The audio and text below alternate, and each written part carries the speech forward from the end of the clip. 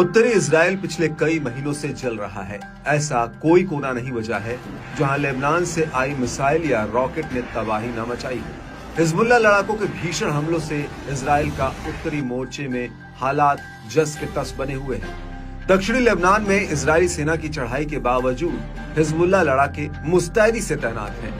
आए दिन एक से बढ़कर एक हमलों के चलते इजरायली सीमा में टेंशन बरकरार है।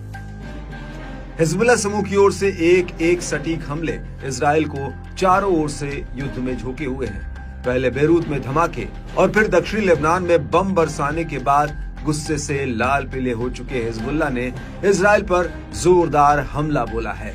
इस दौरान लेबनानी प्रतिरोध ने कई स्थानों पर इजरायली सैनिक ठिकानों और उपकरणों को निशाना बनाने का खुलासा किया। समूह ने दावा किया कि उसके कई सटीक सैन्य अभियानों से इजरायली खेमे में जबरदस्त तबाही मची। इजरायली बलों को काफी नुकसान पहुंचा।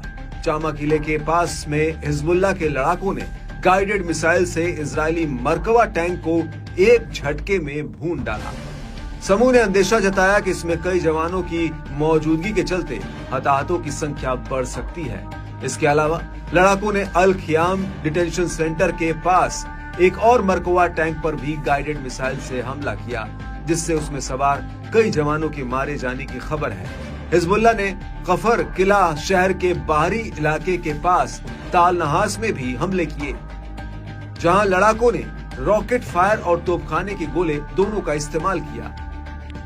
डेर मिमास में भी इजरायली बलों को दो अलग अलग अभियानों में हिजबुल्लाह के रॉकेट फायर का सामना करना पड़ा। लड़ाकों ने किरियत शिमोना, जारिट और रामोट नफ्ताली जैसी बस्तियों पर भी रॉकेट बैराज से हमला किया। हिजबुल्लाह की ओर से शेयर किए गए ताजा सैटेलाइट वीडियो में इजरायली इलाकों को देखा जा सकता है। दावा है कि हिजबुल्लाह ने अपने एडवांस ड्रोन्स की मदद से पहले ही इजरायली ठिकानों की मैपिंग कर ली थी।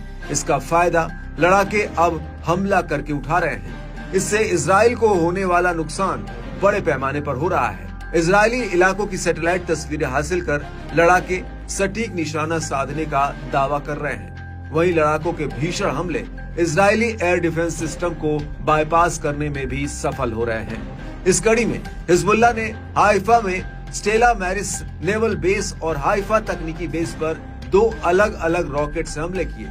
उत्तरी अक्का में गोलानी ब्रिगेड कमांड के मुख्यालय शागा सैन्य अड्डे को भी शिकार बनाया गया।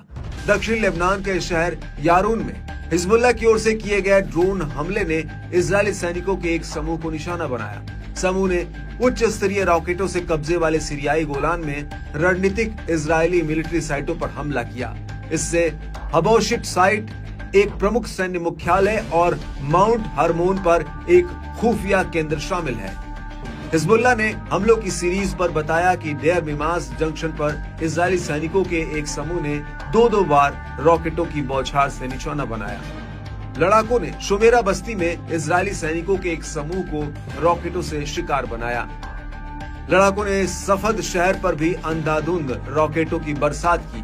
प्रतिरोध ने रामोट नफ्ताली बस्ती पर भी भीषण रॉकेटों से बमबारी की। समूह ने बताया कि लड़ाकों ने उचित हथियारों का इस्तेमाल कर सैदा शहर के ऊपर एक इजरायली युद्धक विमान को पीछे हटने के लिए मजबूर किया। लड़ाकों ने कब्जे वाले सीरियाई गोलान क्षेत्र में हबोशिट स्थल को रॉकेटों की बौछार से निशाना बनाया।